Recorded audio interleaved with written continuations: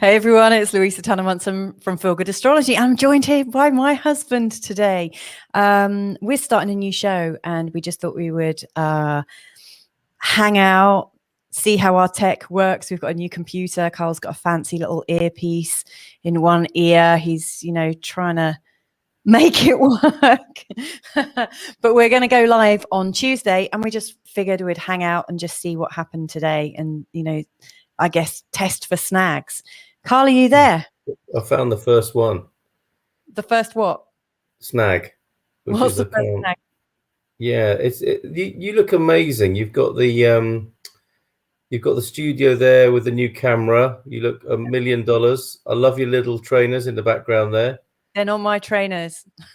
Okay. I like the little trainers in the background in case anyone was wondering. I'm sat here like some sort of overweight wannabe guru surrounded by spiritual ephemera with a dodgy microphone, echoey sound, and I see normally what I'm used to doing is being in your seat, and you've got the headphones and you can hear yourself speaking. And can you not hear yourself speaking? No, this is the one of the great things about having a sort of DJ setup made is that you get to hear yourself, and that's why in a professional radio I know this is nothing to do with Spiritual Portugal, we're just warming up, but the difference between a kind of normal live streaming setup that most people would do from their laptops and being in a radio studio is that you monitor yourself through the headphones. That's why you've got headphones on, and some people don't even know that I've got ears because I've normally got the headphones over them, but I have actually got ears, 2 of them, so good for listening with, and that's what I'll try and do tonight. Okay, so let's we've got a few people watching us. We're fantastic. Getting a few people and then losing a few people, so we're obviously not that captivating at the moment. That's no problem because this is just our test. But let us know where you're listening in from, who you are. Let us say hello and put a shout out for you, and let us know what you think of our idea, and we're going to share our idea with you now. So what is the whole purpose of this, Carl? What's our new channel about? We've got a like. Thank you for that. They all count to me. Yeah, they all count. Because, well, yeah. Oh, did you get the reconditioned PC, Carl? Am I allowed to put things on the screen as well, or is it only you that's allowed to do that? No, you're allowed to do that. Portuguese. I didn't know that. I didn't know you could do that either. Maybe that's because we've got the pro StreamYard. Who knows? We've got an Olaf from Margarita Lopez. They're in the same house. That lovely couple. Yeah, Margarita is a midwife, so one of the great, beautiful people of the planet and humanity. I'm very grateful for all midwives. Yeah, and Andy's an engineer, similarly a blessing on humanity, but from more of a worldly perspective.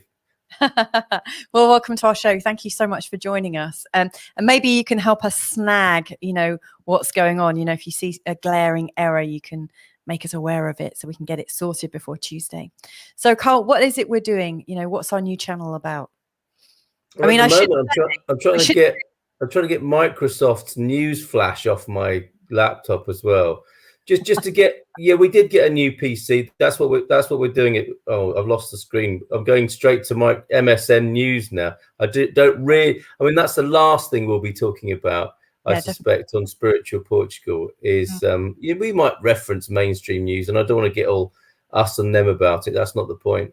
No. The point really is, I think really it's our shared and universal thing, isn't it? We've met through I suppose what we might call, and I'm uncomfortable with all these terms, all the terminology of spirituality and so on, but I still think it's massively important, and especially important at the moment when going back to the mainstream media, they would have us believe. One of my favorite quotes about the media is from Andrew Harvey, who said, when I first heard him say this must have been about 20 years ago, more 25 years ago, that the media would have us believe that we are sex-starved, hungry animals dying.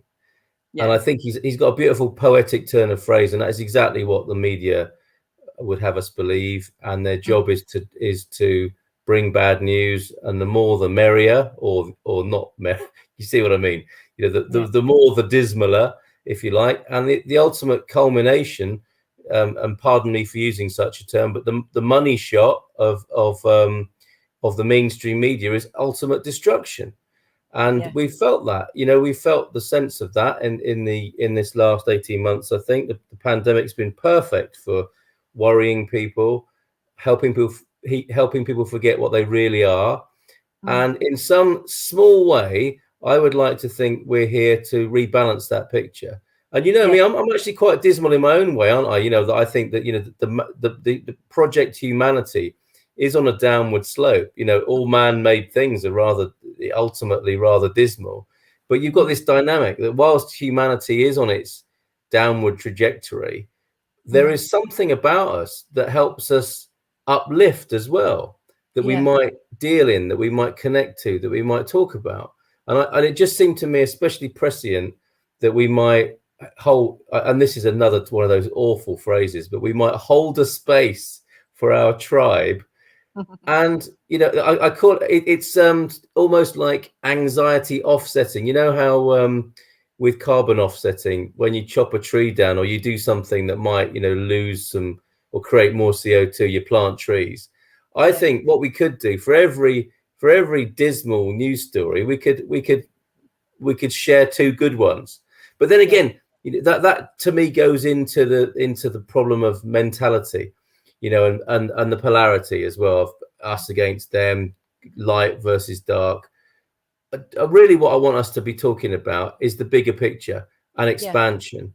To me, you know, sorry, I will let you speak in a minute, but you know, in a nutshell, then to answer your question, which I should have done ages ago, is spirituality is what is beyond our physicality and mentality in terms of a model. You know, what else are we? What else is there? That's what we'll be talking about. And the other thing I need to say and want to say is, you know, our spiritual teachings, sharings, I think it's really important that anything that calls itself spiritual is ennobling and edifying and rids us and the world of unhappiness. So that's a really long answer to your question, but that's what I would have to say about that. Well, Kimberly Wood, who's also watching us and has said a big hello, has said dismal is the last word that comes to mind when I think of you, Carl. Always marvel at how you stay upbeat. And I thank you for that, Kimberly, because I would really agree with that. Just to kind of skip back to why we're doing this and what we're actually doing, because like Carl said that, you know, we're going back to the beginning of how we met, but he didn't really elaborate on that. And so when Carl and I met, he had his own channel. You were working as a waitress in a cocktail bar when I met you. You were working on the Barefoot Broadcast, which was your channel. And Carl was interviewing lots of different thought leaders and healers and philosophers, all sorts of different people with books, and, you know, who needed a bit of free press. And it was all kind of it was all surrounding, you know, all aspects of spirituality. And I contacted Carl to see if he wanted a resident astrologer, and he already had one. But that's how we got together in the first place, was through his Barefoot Broadcast all those years ago. And since then, we've been trying to work together, and it's not quite happened. And since we've been in Portugal, we've gone off in our own direction. So Carl has gone towards Expats Portugal. You know, Carl is always, from my perspective, with the Good Morning Portugal show. I mean, what I love about you, Carl, is the fact that you are always trying to give value and create community wherever you go. And I think you really do that with Good Morning Portugal, and you've got so many loyal fans and people that really appreciate your support. And then where I went, I've been supporting people astrologically and intuitively as a coach. And, you know, we're kind of meeting in the middle. You know, I've recently started doing interviews with people for the Higher Self Expo, people, you know, who are spiritual teachers in their own right, and also normal people, like very normal people who have somehow added to the world and given back in some way. And so what we were talking about over dinner was how we could unite what we're both doing, and kind of bring it together. It's a bit like a date night for us, you know, and provided the kids stay asleep, we're all right, aren't we? We're good. So far, so good. So, well, you know, what do you think the Spiritual Portugal show is going to be about, and the channel? You know, how do you see that happening? Well, I hope it's participatory. Yeah. That other people get involved. Yeah. that it's a community thing for sure, absolutely, and that I think Phil, Andy's saying hello to Phil. Carl got me through lockdown 3's a legend. Cheers, Phil. I do appreciate that. And in many ways, it will be great to have the same sense of duty and community. And we did it together because, you know, absolutely, Phil, you've been on the show as well, haven't you? Talking about your thoughts become things, philosophy, and talking about your journey to Portugal, which absolutely includes a spiritual aspect that doesn't, you know, I think you can't not be spiritual, but it can be more explicit than not for people. So I don't, you know, I really cannot bear the idea of, you know, looking down on others or even comparing. It's very personal. Like I've said, you know, like my sex life, my vaccine life, and my spiritual life are quite personal and no one else's business, unless I decide to talk about it, which this is the opportunity for doing that. And not my sex life, but the spiritual life. And I think it's really important that we share the journey on with this, that people do share what's useful to them, that's getting them through. Because I think we're going to have something quite, I mean, we always had something quite difficult to get through. I think, you know, normal modern life is very difficult for people. And we put a brave face on that. And it was always difficult. And then it got really difficult in the last little while. And I know, you know, people say, well, that's all about what you make of it. And, you know, you manage your own experience. And that's true. That's absolutely true. But that's not to say that some of the raw material, some of the context can be a bit challenging. And it's in that we test our spirituality, I think, or test our ideas and test our opinions. And this might be a place. Sorry, go on. Can I just apologize? You know, that I'm eye rolling while you're saying that. I'm trying to do a banner asking people to. Oh, it's not what I was saying then. No. I'm trying to let us know what spiritual means to you, and I can't find that question mark on this European keyboard. Well, you could put question, couldn't you? Colon. Yes, okay. That's how I would cheat that one. But I mean, you raise a good point there, Carl. You know, like you know, one of the things that I liked about your Barefoot Broadcast channel was that it was fun and it was upbeat, and it was never Disney. Like, there is a side to sort of like spirituality that you might see on social media that seems really painful, you know, that it's all about really painful healing, and it's a bit dour, and it can be a bit sour and a little rigid, and it doesn't look that inspiring or fun. And what I've always liked about your approach, you know, with the Barefoot Broadcast and all the volunteering you've done and all the channels you're doing, that it's always upbeat and it makes everything fun. So could you explain to me, just for a mo, what can people who like your Good Morning Portugal show, what can they expect that's different from that? Because I hear you that we're going to do interviews with some of your lovely people, and we've got them chipping in left, right, and centre here. So the new wave in the house, I love that, because we both do actually like new wave music as well. We've got Andrew also saying next to the zero on the right. Well, I've sent you a question mark in the private chat for you to use. You can copy and paste it. We're in different rooms, as obviously you can tell. We're in the same house, but we're in different rooms, and it's not quarantine or anything like that. It just works best in this medium to be in separate rooms, doesn't it? It's more technically difficult to be in the same room, strangely. Yeah. But so how is it different to Good Morning Portugal? Yeah, so we're going to do interviews with some of like our audience, but like, what's going to sort of differentiate your Good Morning Portugal audience to our Spiritual Portugal show? I think I think in many ways it's very similar, but it's content and context, and the content's different. It's a different subject matter, and I know that this isn't everybody's cup of tea. For Good Morning Portugal, working with Expats Portugal is about helping people move to Portugal, and serving people who live here. It's really simple, and we do that to the best of our ability. And with quite a broad, with a broad approach, great sort of context of there's no right way, and we're very open-minded. And the two things we ask of people is that they be respectful to each other, and it be legal, so that we can continue to broadcast. And it's a fairly good guideline. Those two things, I think, those two values are the same here. We don't want any spiritual superiority, do we, or spiritual correctness? It's not a good look. And obviously we want it to be legal, so probably won't be talking about ayahuasca retreats in Western-super-Mare and that sort of thing, unless that is legal now. I don't know, I'm a bit out of touch with that. I'm sure one of our friends will tell us, won't they? Yeah, exactly. But content and context. So content, it'll be spiritual content, and part of this will be that the question you asked me, it's like, what does that mean? What is spirituality? So I'll be coming back to that, about what it means, and what are we talking about, and then let's talk about it. So that's the content, and the context is post-pandemic life on the planet. This is something we're going into now that I think requires the best of us.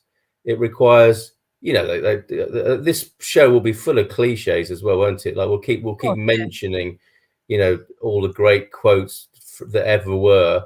But the one that Einstein's supposed to have said, you can't sort a problem out on the level at which it was created. It's better to look at he didn't say the next bit, but he generally speaking, among holistically minded people, it might be better to look at the causes rather than just the symptoms. And I think that's really needed now. I think we need access to something greater, broader than what got us into the pandemic. And I don't mean the disease, if you like. I mean, you and I have this conversation quite a lot, don't we? There's pretty much there's the pandemic, isn't there? And obviously, go on. Sorry. We were having this conversation before the pandemic hit, weren't we? We were having it since when we met. Yes. Like Wetico thing, which is the name for, is it the disease of the mind? The virus of the mind. That different, like, psychological people, I can't remember who invented the name or gave the name Wetico, but sounds terrible. It does. But it's like the virus of the mind, and how it leads us to our own destruction. But maybe that's I'm really into that. Wetico guy through and through, if that's the case. But but the conversation you and I have had quite a lot is, there's whatever the kind of illness is, the disease, and then there's the reaction, and so much of this is we're dealing with the reaction, aren't we? So the French people are dealing with the reaction of their government to the disease. They're not just dealing with the disease, they're dealing with public health policy, they're dealing with politics, they're dealing with how all of this has triggered people massively. So if you're a person who live quite fearfully, people who aren't wearing their masks and socially distancing and being quite laissez-faire with this are going to get right on your wires and make you feel very scared, and probably cause you to be quite extreme in your reactions and communication with those people, and vice versa. And that, to me, is quite a heightened situation in which we need some of the greatest, if we all pride ourselves, don't we, on our spiritual values, but it's still true. I think it's like, well, how's that working out for you? It's all very well to pontificate when you're a comfortable first world workshop goer or leader, but it's when the shit hits the fan that it really makes a difference. How's that working out for you? And how's that working out for you now that it has hit the fan? And that life has become very difficult, if not for yourself, then for the people in your community or relatives or friends. how's that spirituality working out? And that's what I hope we talk about, not from the point of view of criticism or condemnation, but like what's really useful here. And again, you know, I wanted to pick up on something you said about it's not going to be too serious. I mean, there is a time for seriousness for sure, and I know I've been a bit of a spiritual bypasser, you know, and Pollyanna and a positive thinker to avoid dealing with some difficult things. So there's a place for that at times, but it's always about balance, isn't it? You know, if you're with those people who are always in process, they're a bloody nightmare, aren't they? And they're as bad as the people like me who are always in positivity. You know, I know over the years people have really literally wanted to punch me in the face for not being serious enough. I've wanted to punch myself in the face for not being serious enough. But you know, it's about balance. It's about balance, and I hope that's another landmark for us to see in the distance. You know, is this balanced? You know, how's it working? You know, those things again that edify, enrich, ennoble, and rid us of unhappiness. That'd be my test for it. Yes, that's great. I love that. Thank you. Let's just say hello to a few more people. Yeah. So Kimberly, who we've already said hello to, has said, I agree. Even in the last couple of weeks of traveling, we've come across people who say, I'd love to travel, etc., but I can't afford to, etc. There are so many people who would love to know how to achieve their goals. And then Kimberly has also added in, spiritual to me means being in touch with my higher self and feeling on purpose and trusting the journey. Amen to that, sister. You know, that's bang on. We've got a boy night to the lovely Victoria Benson. Victoria. You see, here's the other part of it. Yeah, USA, right? Is that where you are, Victoria, in the US? Atlanta, Georgia. Wow. Yeah. Very and cool. what? Just briefly there, Mrs. If I may say so, it's for the people who we know are a bit closet spiritual on the Portugal show. This is the outing for them. This is where it's gloves off and robes on for, you know, you can get your and yoga mats out in this session to really talk about the things that might just not be in the right context at 9 o'clock in the morning. Yeah. Yes, I imagine Will Thompson might be a bit happier with this show. Could be. He might not have as much of a fight, but but then he'll tackle the conspiracy army and the hopeless meditators who because he'll find something. Don't worry, he'll find some friction here. That's what he does. We've got a big hello from Stephen Wells. Hey, Stephen. Stephen, because Stephen actually watches us on both our channels, so I'm really, really grateful that you're coming to me on this. And thank goodness you just spotted it on the live stream. We didn't even know we were doing it half an hour ago, did we? Literally, I was getting ready to do some recording for my channel, and then Carl said, "Oh, hang on, I'm going to put on a shirt," and then it was like, "Okay, let's do this. let's have this practice." Victoria's asking us, "Is the live stream on YouTube as well?" It is, but it's not going to the Good Morning Portugal channel, so we're skipping that one because not because you might get fired. Yeah, well, you won't get fired, will you? But I'll get a memo. But it's not exactly necessarily the content that expats Portugal are wanting on their show. But Phil is saying he loves doing my woo-woo stuff. So that's all very cool. Victoria, what I would say is you can see it on the Spiritual Portugal channel. You can also see it on my channel, which is Feel Good Astrology. Subscribe here. So please do subscribe to both our channels. We'd appreciate that. And Phil, what you do in the privacy of your own home, mate, is your business. I'd love to know what woo-woo stuff you do. Yes. Andrew's saying friction requires lubricant from an engineering perspective. Not just an engineering perspective. Let's face it, we've got 3 kids. Yeah. We know how this works, Andy. But actually, I mean, when you think about worldwide friction and the fact that families are falling out left, right, and center, friendships, lots of people are feeling very divided and polarized at the moment.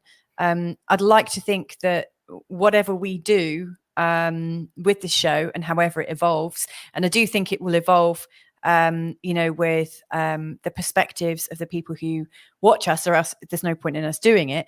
But I really think that as that comes together, that I hope that we are a bit of a balm and a bit of a lubricant ourselves, to help people if they can't, work it out in their own lives and with their own families, that they can at least feel better, about what's going on right now, because it's pretty confusing. I mean, I have to say, being an astrologer, my workload has gone up like this since the pandemic, hasn't it? I mean, not that I'm an opportunist wanting, it to all go well, but anyone that's in a sort of like coaching role and is working to kind of reassure people and help them feel okay about themselves, all of my coach friends have been doing really, really well. Just because we're all needing a bit of reassurance at the moment. It's pretty confusing. Doreen's here as well. Doreen, because I do. Yeah, there are a few people who I suspected. Recently we have a friend who said they were sat somewhere in Portugal, and the man was staring at them, and it turns out they were getting some vibes off Grindr. Well, I'm not suggesting that Doreen is on Grindr or anything like that. What I'm saying is that I know there are people in the Good Morning Portugal community who, if we had a spiritual app, what would that be called? Pathfinder, Viber or Tingler or something like that, wouldn't it? Tingler. That still sounds a bit Pathfinder.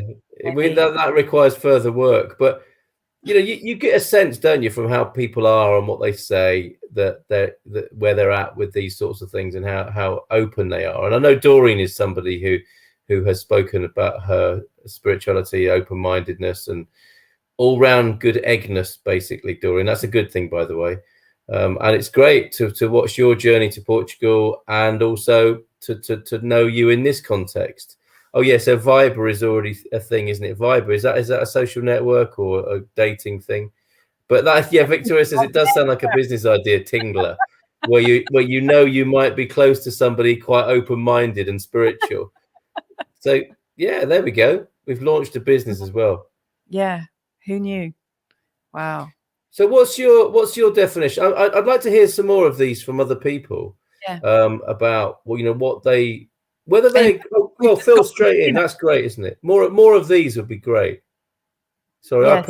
I clicked it off as soon as you clicked it on there by mistake. I'll leave it to you. So Phil's saying spiritual means to me going around Portugal with my dream partner in my dream van and stopping anywhere that grips us to breathe and manifest and just be. Awesome. Is that actually what you are doing right now, Phil? Are you actually your dream partner in your dream van? You're actually living the dream. We disturbed it, but that's what they were doing before we started up. I think. That's awesome. Well, I think that does sound very spiritual. And funnily enough, that was kind of what we started off doing when we came to Portugal as well, wasn't it, love? Yeah, that's right. That's right. Until we broke down. Senga has joined us, and I believe are you up in Scotland, Senga? A big hello to you and to the people up there. We've got Beverly joining us. What, the people up there? Scottish people. No, I say that because I know Senga's connected to a lot of people that I work with, and okay, through a sort of like Celtish kind of spiritual connection. So it's with some joy that I'm welcoming Senga on. So Beverly's living the dream.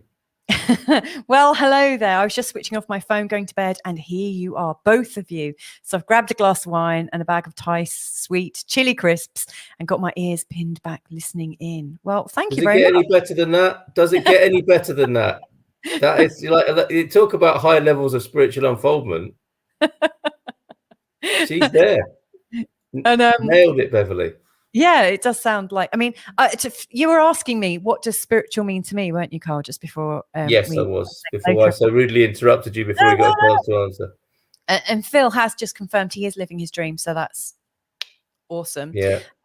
Spiritual to me, I think, is about being able to connect into joy and bliss, and to feel good. It's all about feeling good from my perspective. the idea that, you know, like we all suffer in our lives for sure. It would be, I think, foolish to pretend otherwise. But there's a presence of mind that we can have, and the route that you get to that presence of mind, it doesn't matter, I don't think, but it's that presence of mind and that sense that we can feel good, no matter if we're in a storm or whatever's going on. Is that sense maybe that there's something more. I mean, as a kid, I always felt that there was more to life. I couldn't get over the fact that I had to go to school Monday to Friday, and then get a job 9 to 5 when I left school, and then have a family, get married, which I'm actually very happy I have done that. But the whole idea that my life was just like prescribed from birth and this was how it was going to be. As a kid, it just felt, I just couldn't help but think, what the hell is the point of that? Like, what is there to learn? What is there to experience? It sounded like, when I looked at other creatures, none of them had all that kind of bullshit. You know, the idea of having to earn your living and having to do stuff like that.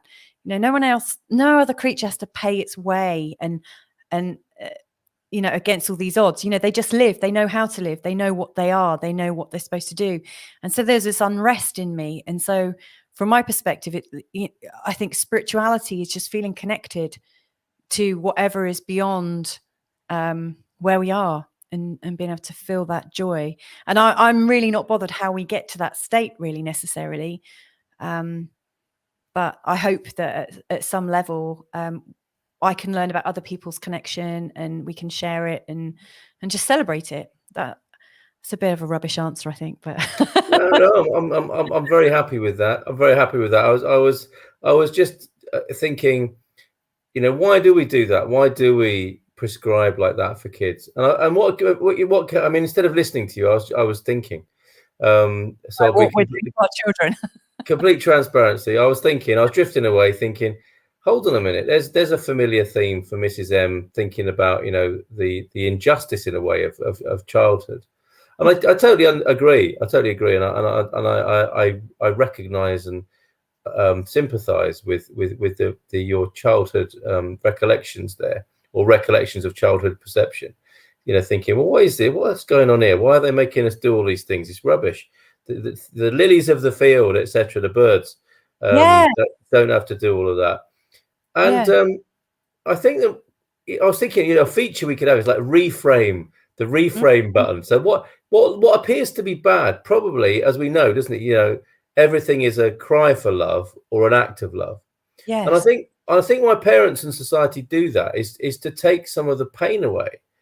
Whereas, I mean, ironically, it made it more painful for you. But I think originally the idea of people, doesn't it? You know, to have that structure around them, and for sure, have that reassurance. Yeah, and you know, why would your parents say work hard at school, get a job? Because they don't want you to suffer, do they? And that's the end. That might be the only way they know how, or the way that they've been brainwashed themselves to see that.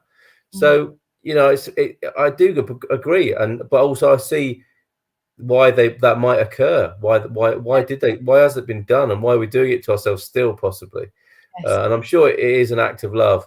But you know, we have got a funny way of showing it, for sure, haven't we? Right. Human beings, we do have funny ways of showing it. Yeah, absolutely. Yeah, thank you for that, because I do recognize that there are some good things to having those structures and things. And like I say, I'm actually quite happy that I'm very happy that I'm married with you and the kids and stuff. So it's all worked out very nicely. And well, I'm glad you've settled down with such a sort of normal and respectable. Just me. It's great. So anyway, Senga's from Prestwick, or in Prestwick, so that's up in Scotland, isn't it? And we've also got, actually, Beverly's also in Scotland on the Isle of Mull. Have you been there? Sounds nice, doesn't it? Andrew saying, spiritual to me is being where you wish to be emotionally and geographically. My adopted country instantly and always shows me love and welcome. Beautiful. That's nice. Well, that also is something we should dwell on for a moment, and that is, what is it about Portugal? Because people have been saying this, haven't they? You know, people have been saying it's the belly button chakra of the world or something like that. What is it you've heard on this matter, and what do other people think here? And on the one hand, humans are meaning-making machines, aren't they? So they kind of make everything up, and there does tend to be sort of corroboration, which makes meanings more powerful. And there might well be something in the idea, the rumor, the spiritual gossip that Portugal has a significance on the world map, and always has had, and maybe will be having a new role to play in the world from this spiritual point of view. What have you heard, Mrs. M, on that front, and what do you think on that? Well, funnily enough, we were talking to our good friend Mike and Dee, weren't we, on Tuesday, and who's that dude that you introduced me to on a CD that has the vibrational levels that Shelley's into? David Hawkins, is it, or Richard Hawkins? Yes. David Hawkins, I think. David Hawkins. So he has determined that there are like frequencies that match different moods or levels of awareness. Consciousness, yes. Consciousness, there you go. So consciousness and levels of consciousness or types of consciousness can be assessed because they match up with a particular vibration. And Dee was sharing with me that when she was like scrying or intuiting the the vibration of England right now and the vibration of other countries, that it was coming out that Portugal was a good 200 points higher than the UK at the moment. Get in, Portugal. Get in there. And I know our good friend Shelley, who is down in the Algarve at the moment, she's got this desire to, and maybe I shouldn't share this, but I think it's a really cool idea, but to have some kind of shop or outlet that sells products that match the frequency of love or higher love, unconditional love, which I think is set at 600. So she's got this like 600 project that she'd like to bring on. And I think one of the things we'd like to do with this show is interview different thinkers, philosophers, healers, etc., who have come from overseas into Portugal, but also to interview spiritually minded people who are Portuguese that also want to welcome people in. So we also become a bit of a network. So, if people are moving here and they want to connect with spiritually minded people from all different denominations and walks of life, that they can connect. Because I remember when we came over, it took us a long time to find where our nearest health food shop was, where we could buy homeopathy from, where we could see an alternative healer, a biological dentist, and things like that. And you're not naked bike riding, where I could go for a naked bike ride, all that sort of thing. And it's taken us the best part of 4 years to get a really good sort of secret private network that we've kind of, we've been putting our feelers out and working it out. And I know that there are going to be so many other people that are coming over here wanting to share in this kind of lifestyle. And by lifestyle, I don't mean that we have a particular lifestyle, but people who want to live naturally and maybe buy organically and things like that. And if we can facilitate that and put you in touch with people, then we will do. It'd be pretty cool. Like some of the last the last people that we've met like in recent times, that have contacted you through your Good Morning Portugal show. We've met two pairs of musicians, haven't we, that are coming over. So it's creative types coming over. It's really cool, isn't it? Basically, it is. And there's the in terms of Portugal's historical and spiritual significance. I'd like to learn more about the what are they called, the Templars.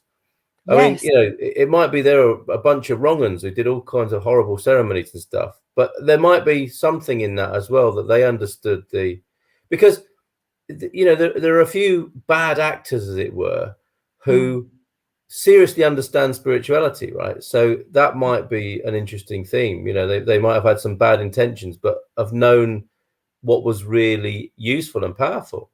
Yes. And we got a tip, didn't we, when we were near Tamar? That guy was like a wizard, wasn't he? A wizard. Yes, we met a wizard, didn't we? Who dressed up. And we got sent to Dornesh as well, didn't we? The Dornesh in the I can't remember what that great big lake is there, but it's really special around Tamar for sure. Definitely the Templars were onto something, and the hotel's very nice as well. The Templarios hotel is really excellent. Well, we've been sort of like moving in and around Tamar, haven't we, since we've been in Portugal? Actually, Yes. We've kind of veered away from it a little bit, but we've definitely been very attracted to it. And what I'd like to think is another thing that we can do with this show is when we go out and about with the kids and visit places that seem especially peaceful or blissful or joyful, and we experience something of Portuguese life that we love. Like, for instance, the festivals, the festas, when they start coming back, and when all the locals get together and sing and celebrate and come together. I'd love to be able for us to be able to publish some of that as well. Yeah. Anyway, we've got some more comments coming. So, thank you for putting that up. Victoria's saying she's happily shifting mindset into my future life on the beach in the Algarve, toes in the sand, and an ocean wave soundtrack. That sounds really awesome. Where are you going in the Algarve? Have you already got your place bought, Victoria, or are you just kind of having a little look? I'd love to hear, how that's going to manifest for you. It sounds good. And that's powerful. That's a gift as well, isn't it? That little mini visualization there. That's beautiful. And I think Andy's been up to that. Actually, gone and done it today. Yeah, look at that. He and Margarita have been doing that on this very day, representing you there, Victoria. So yeah, tell us more, and tell us, and Andy, maybe Margarita as well, about some of the those sort of peak experience places in the Algarve, because I know you two guys know it there. Maria, good evening. Here's a Portuguese person who might be able to tell us more about the spirituality of Portugal, significance, and so on. Yeah, that'd be great. And look at this. I do want to ask Senga, who shares your sense of unrest as a child, feeling the same growing up. Don't get me wrong, I did as well. And I want to know about the turnaround as well, Senga, because so many people who felt that have worked really hard, I think, to turn it around, right, and to create life on their own terms. And that would be useful as well, wouldn't it, to share how you did that, if you have done that. And I sincerely hope you have, and found peace on your own terms in the world, because others are coming behind us, aren't they? Who I don't remember when I was a kid accessing material of this kind. I went to the library, for goodness sake, to look in obscure books to find out about dimensions beyond the obvious, but beyond the physical and the mental. You had to go to a public library, didn't you, or bump into a weirdo? And God knows I met a few of them, but I did, because I kind of think I was open energetically. I would meet people who would say, "Oh, you seem like you might be interested in coming to this workshop, or you might be interested in reading this book." And I would bump into people and meet people who would help me broaden my horizons like that. But I mean, that's a very different world to the one we're in now. And if a young person struggling a little bit with trying to fit in, and they might get encouragement that they don't have to fit in necessarily. They can make their own shape. But actually, I have to say as well that with spirituality, I don't feel as open-minded as I used to, that anything goes, because I really, and I think this is something to do with Jordan Peterson coming along, and this whole idea of how's that working out for you, is that I certainly don't think anymore that spirituality is laissez-faire, do what you feel, because I think there are some universal truths and laws that govern the behavior of human beings in the universe. And what's really great, and that's why I said, it should be ennobling, it should be empowering, it should be freeing you of unhappiness. If it's not doing that, it's probably not very good. You're either not doing it right, your ideas, or they're not very good ideas. So I think that's really important as well. That it's not, we don't encourage. In that instance, a young person would just like do whatever you feel, because I know that's got me into a lot of trouble. Yes. I loved what you said there. I think that's really really wise and really sort of like bang on. Doreen sharing, to me, soul alignment and self-actualization with the goal of happiness and bliss.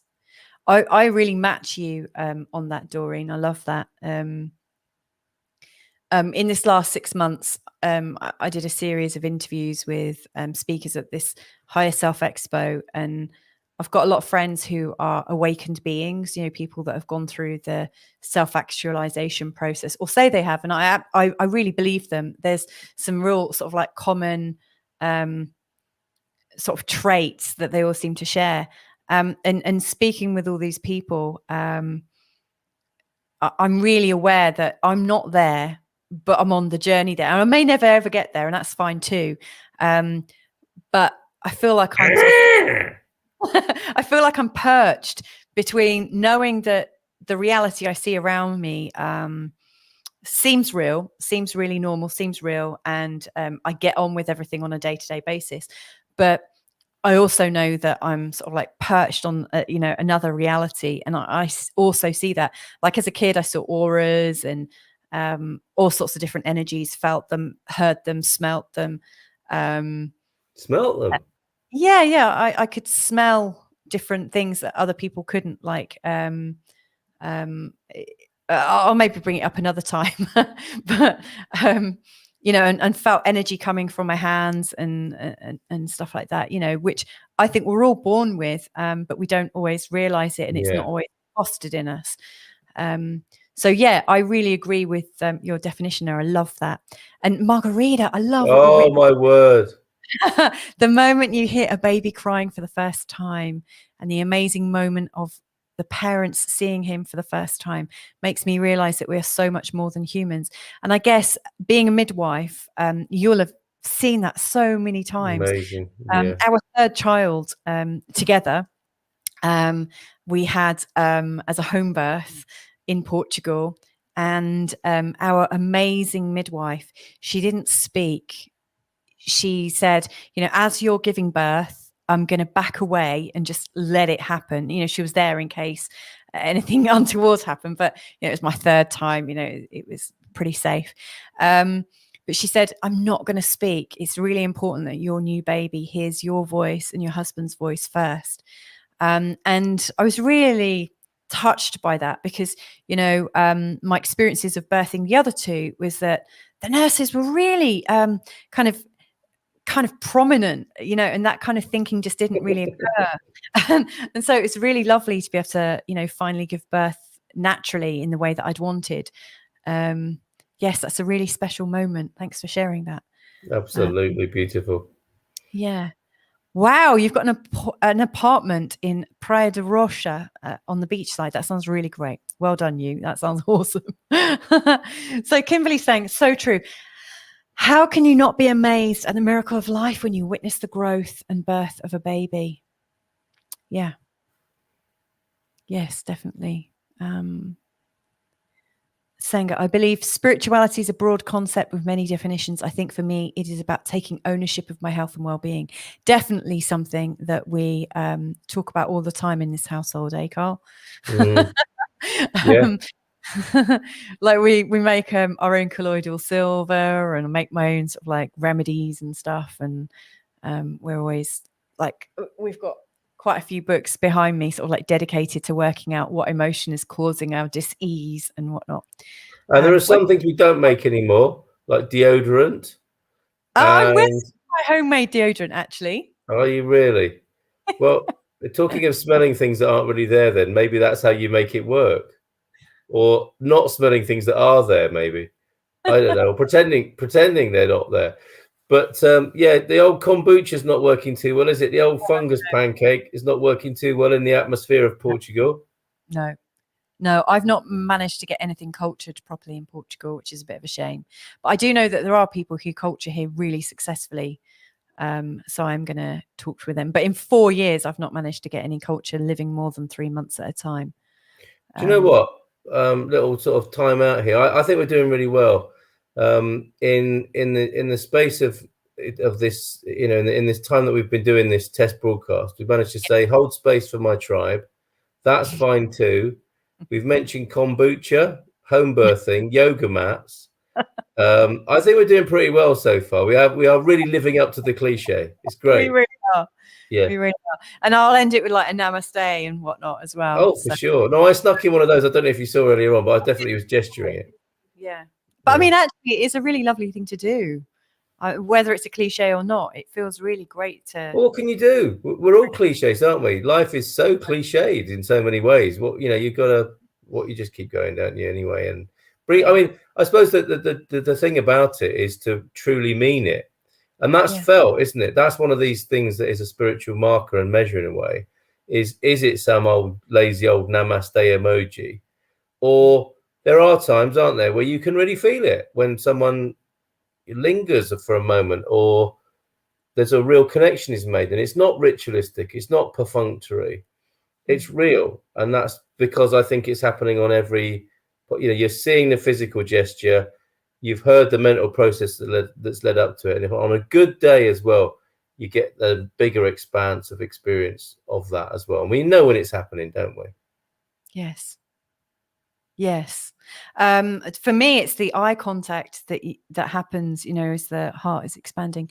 We've got so many more comments, so I think we should run through these, because this is about the people, isn't it? So, and I'm not as good as you. You get to practice on this every single day, Carl. So, Senga's saying, I remember always wanting to live my life outside in a tree. Actually, I think I was always viewed as odd. Well, welcome. Yeah, you're so welcome in this company. And I totally understand it. I lived on campsites for 3 years. I lived in a tent for pretty much 8 months of the year, and it was the best thing I did. It was so freeing. It's lovely in the fresh air. Stephen saying, spirituality for me is simply finding my place where I can contribute the most. Well, that's something that's not really come up, but giving back. Service. Yeah, absolutely. Yeah, definitely. But you have to be careful as well, don't you? In terms of balance, there are people who make their whole lives about serving others. And I'm not saying this is you, Stephen. I wouldn't, I'm not, it's not my place to say that, and I hardly know you, but it's just interesting that in the spiritual circles, you do get people who kind of self-efface and find a way of not really being here by being only about service to others, and not being very connected to their own needs necessarily, which, and there's no harm in that, in being honoring of your own needs and finding that balance. And I think that's a work in progress as well. I think it changes, doesn't it? Because as I see it, the people who are really good at service and contribution to others just get better and better at it as they get older, and their personal needs get served and it all gets sorted out. But in the early days and in middle age, that's quite a thing to figure out. You're tinkering with that formula, aren't you? But I think, for a lot of spiritual people, sometimes it can be it's a bit of a spiritual bypassing thing, as in spiritually bypassing your own needs or attention on something that you might not want to go there. So it will be easier to, how can I help other people or the planet or something like that? So just move to say that, Stephen, from your lovely comment, by the way. I'm not in any way criticizing you there. I think you, like Louisa said, you make a fantastic reference to the power of service. That's an unusual comment, isn't it? In talking about being of service to other people, it's really important.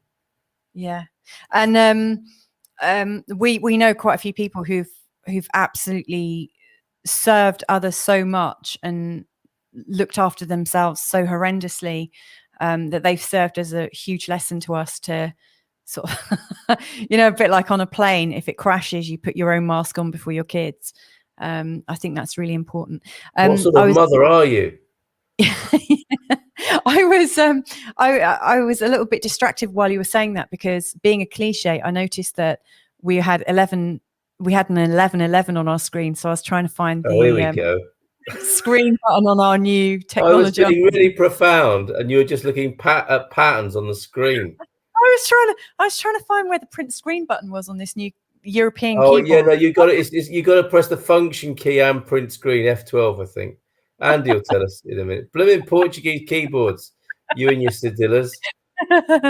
Okay, so yes, living in a tree, spirituality, contribution. Okay, Victoria, I've been intentionally manifesting the next chapter of my life. Brilliant. Seeking peace, love, and meaningful connections with like-minded souls. Louisa, I also feel and see what you're expressing, especially feel what others are feeling in a true physical sense. I really think, Victoria, that this is where a lot of empaths are going to come and hang out. Well, that's my hope. Because, you know, we really do feel things. And I think a lot of empaths are just like canaries in the coal mine, aren't they? You know, like the weird ones that we might not like die, you know, in the coal mine like the canaries did. But, you know, I think empaths are the ones that really feel that life as we're told it is, or life as we know it, just isn't suitable for us. You know, we feel we feel the sort of the insincerity of it, possibly, or the pain of it. Senga sharing about colloidal silver. She, like, her granddaughter dips her finger in her colloidal silver in treating ailments. I love that. That's so good. So Beverly, what have we got? Monsanto Mountain Village in central Portugal has a magical spiritual feel to it, so special. It confirmed my wanting to live in this area, and I've met some beautiful, open and kind people here. Looking forward to exploring my spirituality and expanding my healing when we arrive. So, Beverly, are you actually in Scotland at the moment, but you're moving out? She's got a best of both worlds by the sound of it. Obviously, someone quite skilled. The Isle of Mull sounds amazing. It does. I mean, maybe it's not, but it does sound beautiful, doesn't it? If only from Paul McCartney's. Oh no, that's the Mull of Kintyre. That's different, isn't it? The Isle of Mull is very different. I beg your pardon, Beverly, but in my mind, just the word Mull seems to have a sort of positive and attractive association with it. I don't know. Tell us about the Isle of Mull. Obviously, is it the same thing? I don't know. Oh, okay. We're going to find out, aren't we? My ignorance is going to be properly exposed. I think this might be for you then. I mean, we know about yours, don't we, Mrs. M? What? Your superpower. I don't know what my superpower is. What is it? Oh, it's your great psychic, intuitive stuff, isn't it? I mean, there you go. Most people with a superpower don't know what their superpower is, right? In the movies, in the comics, they know, you know what it is because you know that's how it has to work with the characterization. But actually, that was a really good illustration there, I think, of any genuine superpower. If a person's grown up with it and they've embodied it, they don't recognize it in the way that others do. And I've talked to you about Grandma Mary syndrome, haven't I, before? You know, my first mother-in-law, it just sounds like such a lush of a thing to say, that my first mother-in-law, like one of many mother-in-laws.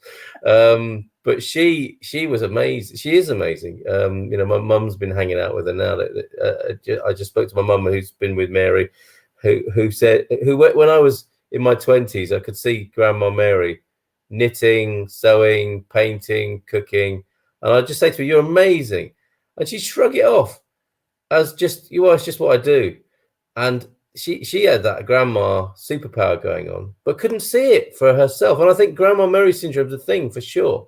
And you can tell when people what they're good at, they might not necessarily know for themselves because they've been doing it all their lives.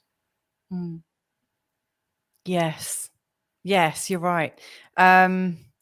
I think that's a really good question. That's something I'd really love, actually, is if you're interested in the show and what might transpire from it, send us some themes for us to explore, because I'd love to do that.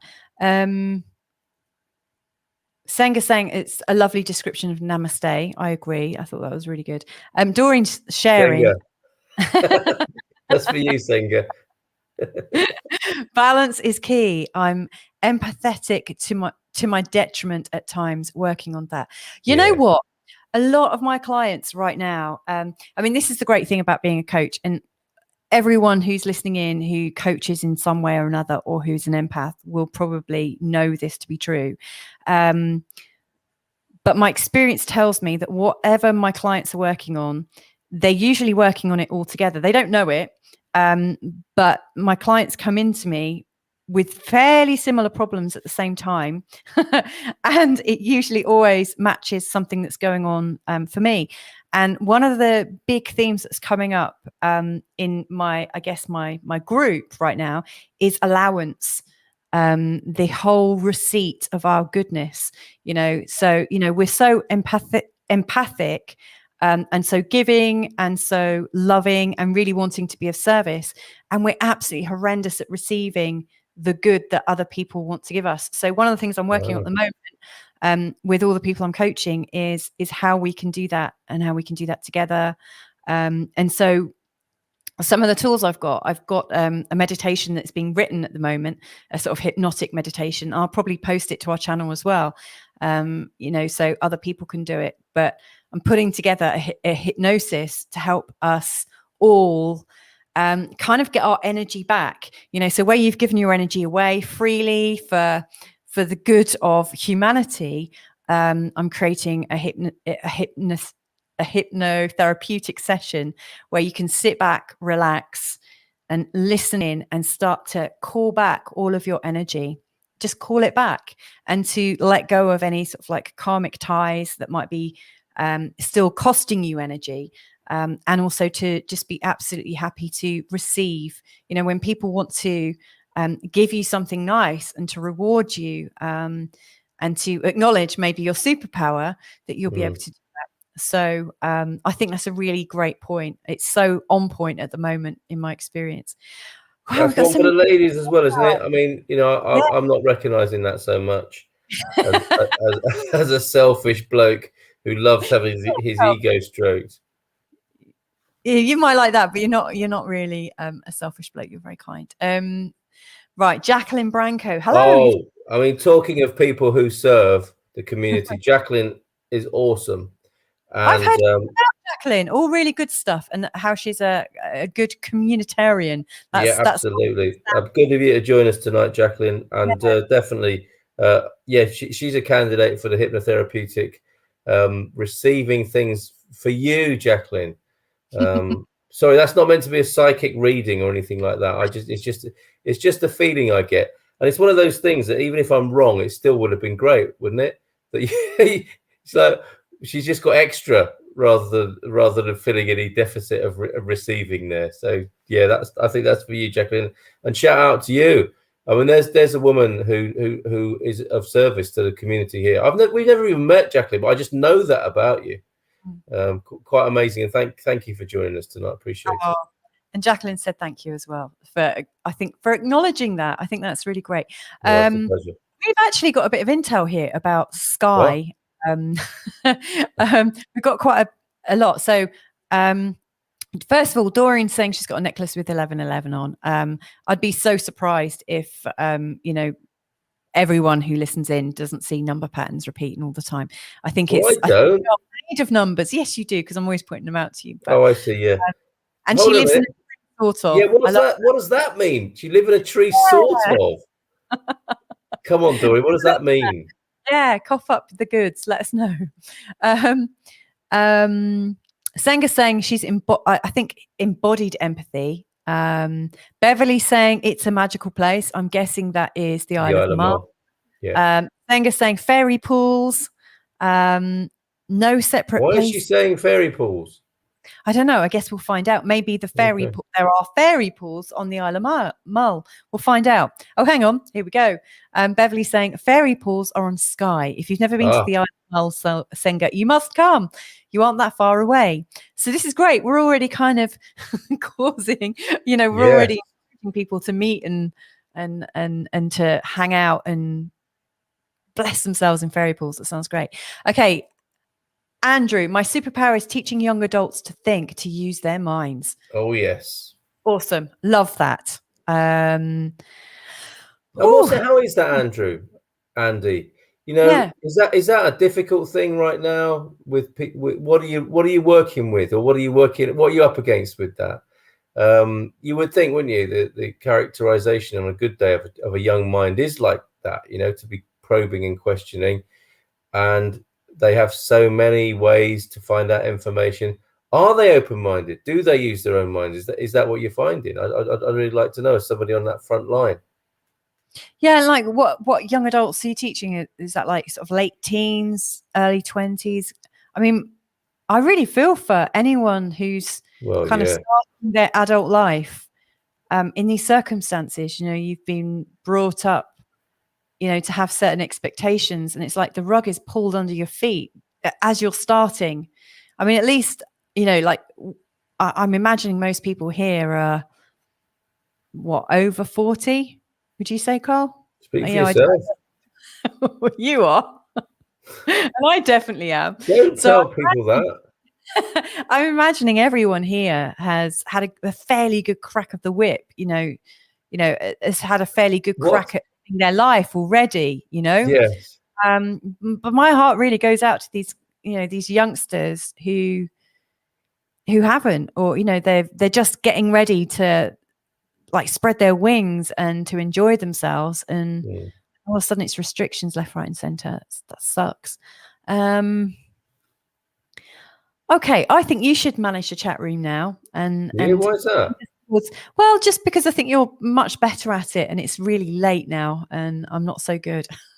All right. Well, Senga does see number patterns every day. It's funny because with the number patterns, right now I'm looking and we've got 1212 on my screen. Oh my! What does that mean? What are you making that mean? We've got 12 people watching us and 12 likes or 12 hearts. Oh, this is an interesting comment. If I understand it correctly, but Beverly Maidman, no separate places, as in I was talking about. Oh, they are separate places. I thought you were making a comment like there are no separate places. All places are one. And in a sense, in a sense, they are, aren't they, with their own flavors? But yes, of course, fairy pools are on Sky. If you've never been to Mull, Senga, you must come. You aren't that far away. That was that invitation, wasn't it? Yeah. Yeah. So yeah, and the superpower there, just catching up. And yes, it looks like a visit is in order.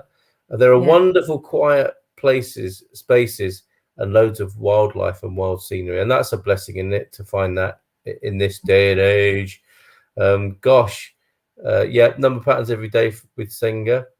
What's the one you would love to see? What's your favorite number that a combo that you like to see on a number plate or front of a bus? It's so hard to compete with the stimulus of the internet. They're 16 and upwards. Oh, heads in phones all the time, Andy, I wonder. Interesting. I'm on the front line working with these young people, and they're reaching out for guidance. Sadly, their go-to is the internet.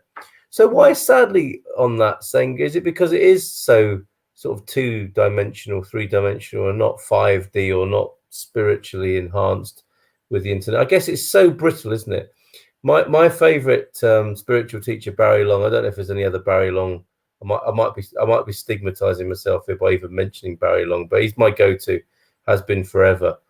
And he died, I don't know, 10 years ago, maybe longer. But I listened to his old recordings, and this is in the days when Guru still used to put out cassettes. You know, used to get the Barry Long catalogue, and you would buy the cassette you wanted. You couldn't download the MP3. You can now, but you have to send off a check, and then they would get it at the other end on the mail order end.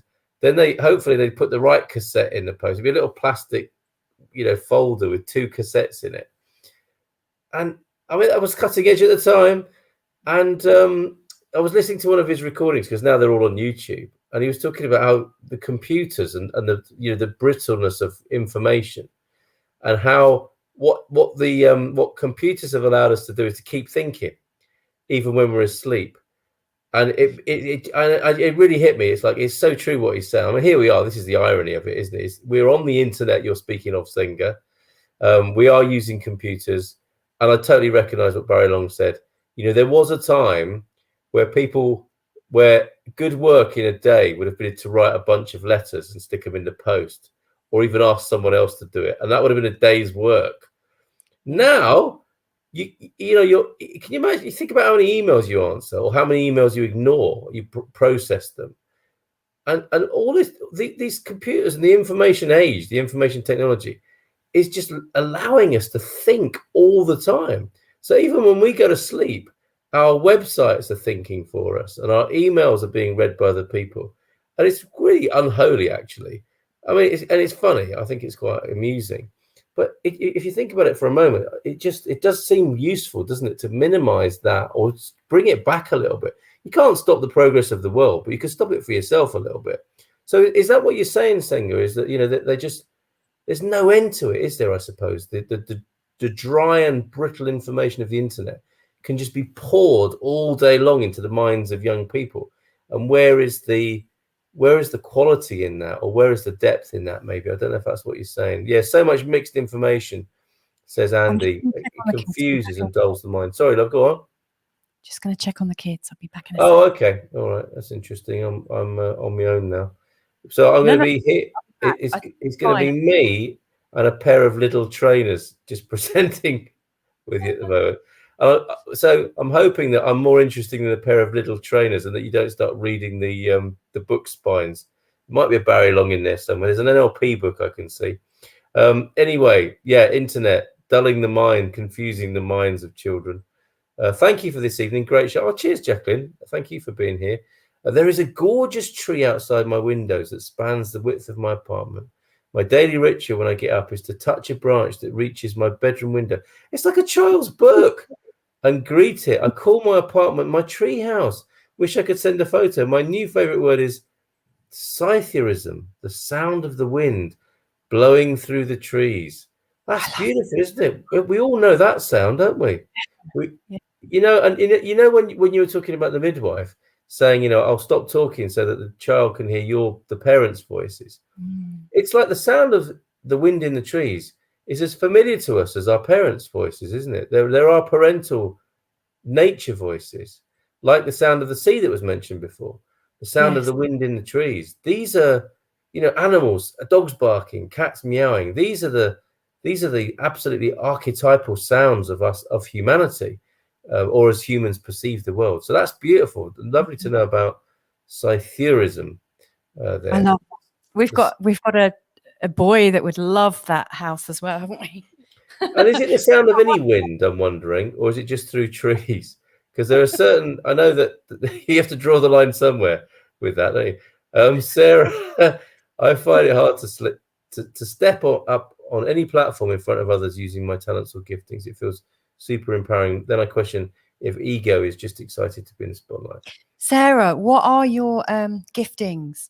I forget. Tell us about that. You're in good company. We're not going to judge you. I'd love to know what giftings are. Yeah. And I know, Sarah, I should know. You know, as somebody who loves the sound of his own voice and being on live streaming every morning, there's nothing wrong with a bit of ego. I would like to think, anyway. And it might be a balance. I mean, I know for me, it's about, like, I've got a story about not being heard as a kid. So I just give it all I can on live streaming instead to make up for it now. And I can also see if I get a bit of a bad review or even the good ones, I think you can observe it, can't you? And enjoy it. Even, you know, we can't exist in this world without an ego, can we? It gets us up to all sorts of useful things and unuseful things, and it's all grist to the mill. And my hope for you, Sarah, is that your talents and giftings aren't impeded by your worries about your ego. And it might be that we have a community here that, you know, I mean, people give me support that. Say that again. That, you know, we can support each other with that. I mean, Sarah goes on to add, after having had to put ego in extreme check, I don't feel comfortable giving it any breathing space. Don't know if anyone else feels this ever. I have definitely. I have a sort of very sort of up and down feeling about that. But yeah, maybe there's something we can all share about that. Definitely. I mean, you've made yourself accountable there, Sarah, which is a beautiful thing. There's not many. There aren't many narcissists, are there, who go on live streams and say, "I'm worried about my ego." Let's face it. I mean, in the conversations that we've had, Sarah, I mean, you're so interesting and so thoughtful. I really don't think you have anything to worry about, but I'd love, you know, having had these delightful conversations with you in the past, I'd love to hear more from you, because I think you've got something to share, something of value that would be a real gift to, you know, to whoever's open to hearing what you've got to say. I'd love to see that come forward. I think that's great. I think you're right, Mrs. M, as well. You know, having accountability through being bonded in a community is a really good cure for that. And I'd like to think I know enough people and make myself open to people who will tell me if my ego was getting the better of me. And I suspect, like I said, there aren't many narcissists who tune into live streams and share their worries about how big their ego is getting. It's probably quite the opposite. They're doing their own live stream and looking at the numbers, and like I'm doing now. I don't have enough. Yeah, and the more bonded you get with people, and the more permission we give each other to say, yeah, you did get a bit over the top last night, and we can laugh about it. Or you weren't over the top enough, Sarah. There's a thing. It's like, come on, stop depriving us of this gift and blessing that might come to the world. We'll keep you in check, but don't you dare withhold it any longer. That maybe that. Mark's joined us. Which one? Oh yeah, with a simple B. What does that mean, Brab? It's like Zorro.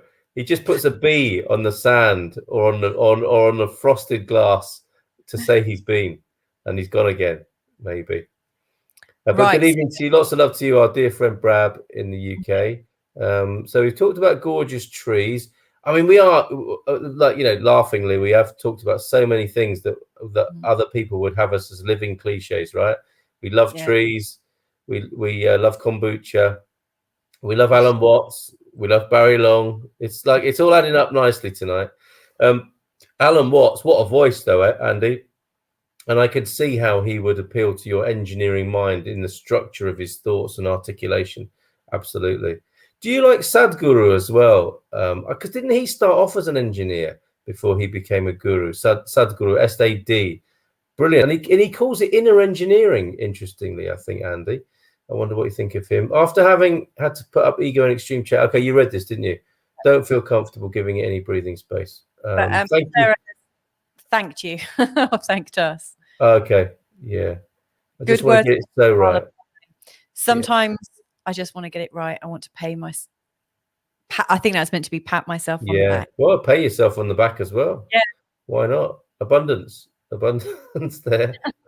I use the word sadly because of the social influencers. Oh, okay. Yeah. Trending TikTok promoting mental health disorders. Yeah. Bit of a problem, isn't it? Don't get me started on Shill I Am.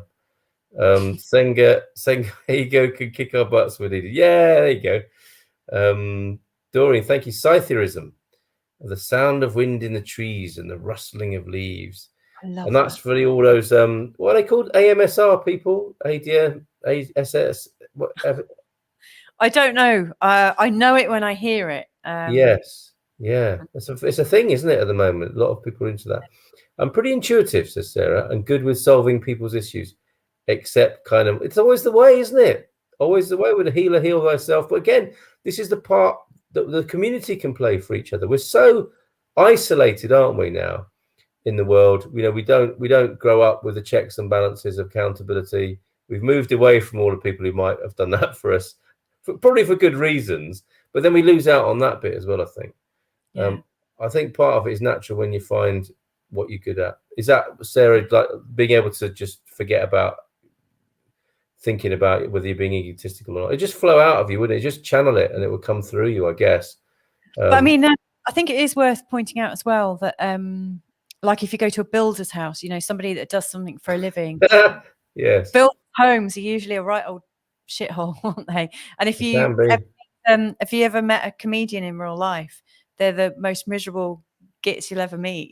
They tell jokes for a living, and if you say something funny, they want to punch you in the face. They're really not happy about it. This is what's said, isn't it, about comedians, and the great comedians, I think, are the ones who are genuinely funny all the time. And those are the comedians I think that other comedians really either love or are very jealous of. But I think that does add up. The cobbler's children are the most poorly shod idea for sure. Oh, it's the ASMR, where you're getting this sort of sensual thing of autonomous sensory meridian. What was the response?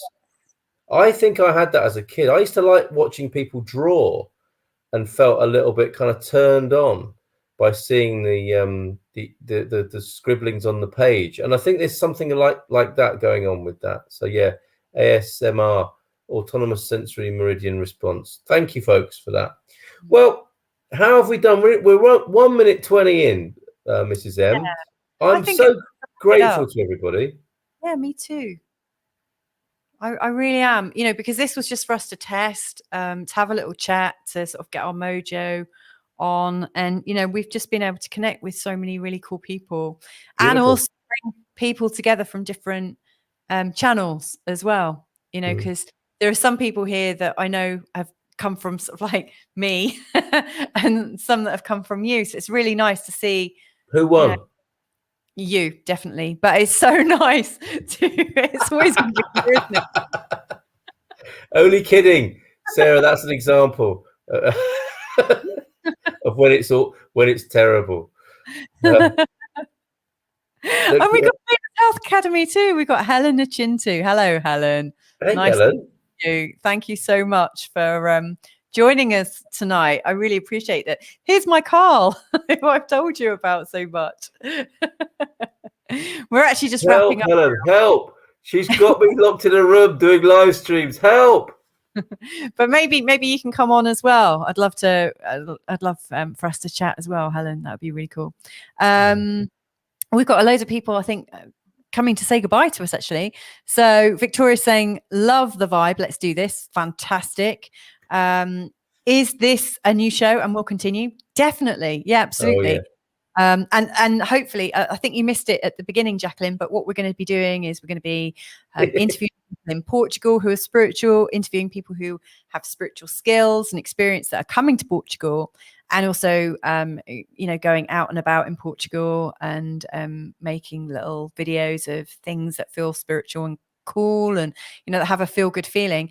And also, you know, I do quite a few different interviews with people from around the world, and I'm going to also lump them in here as well, because I think there's something that we can all share. You know, there's this great guy that I watched a video of recently called Robert Jardine. He was on the Charlie Ward show. Oh dear, yeah. Helen definitely knows Charlie Ward, because I know she watches him from time to time.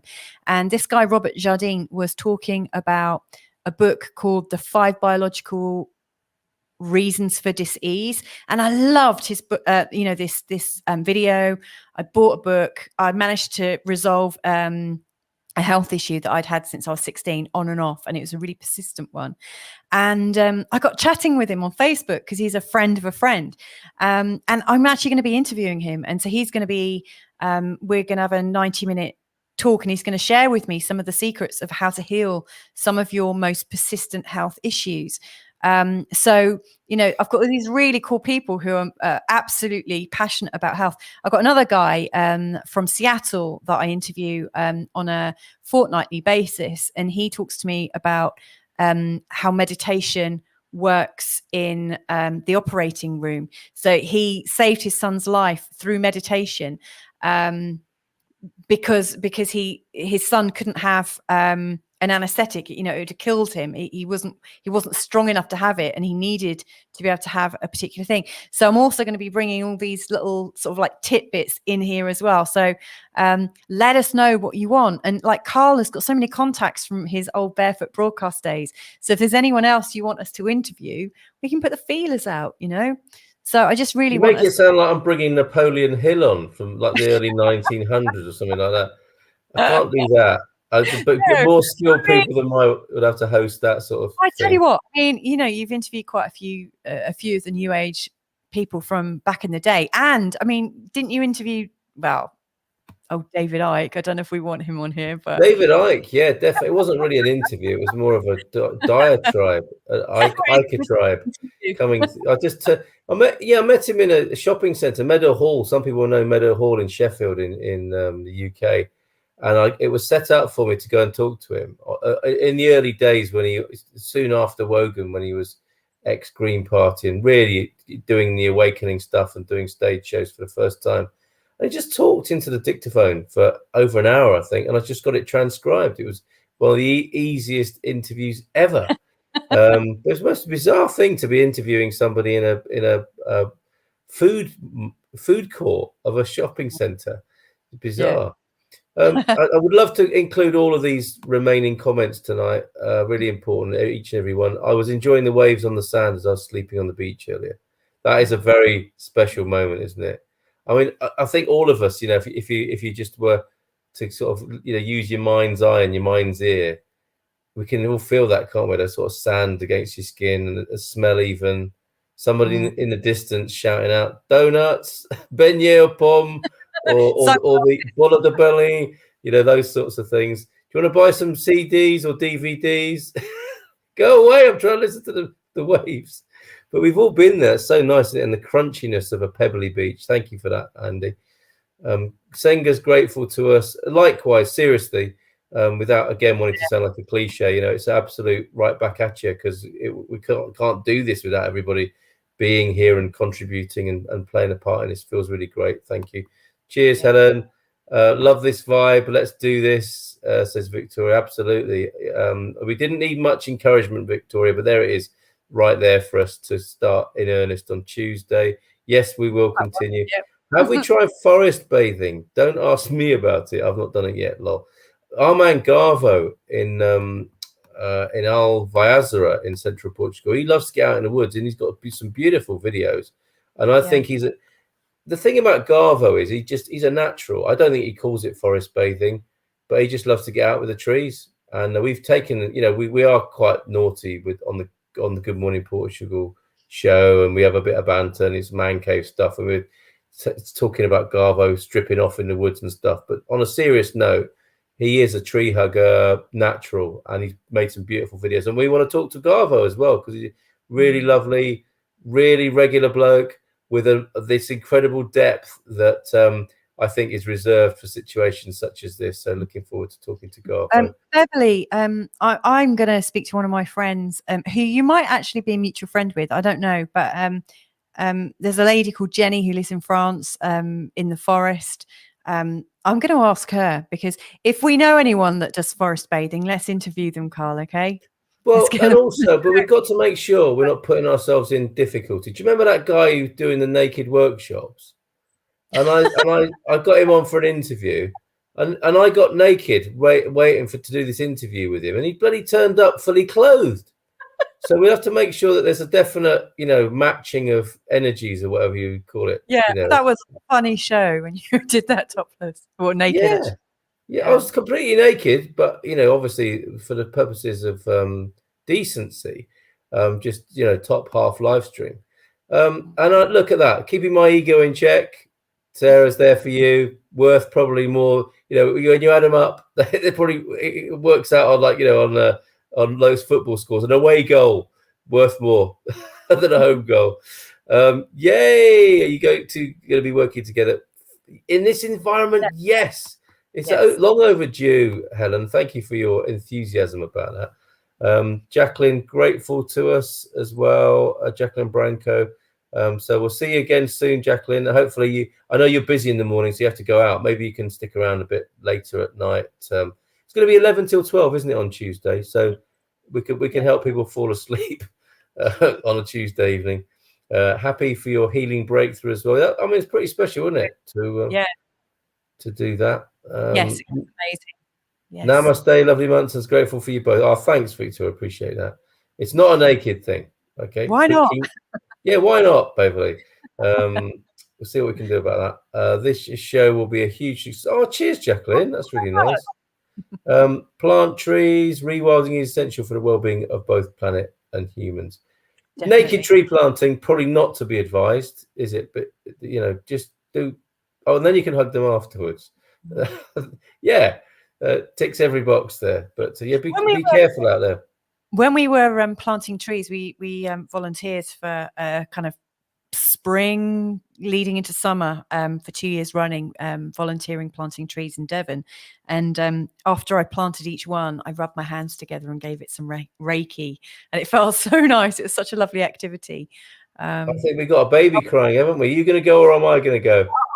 I'll leave you to say goodbye to everyone. I'll say goodbye to everybody. Thank you so much for joining us tonight. I've loved every minute of it. Marvelous. All right. See you in a bit.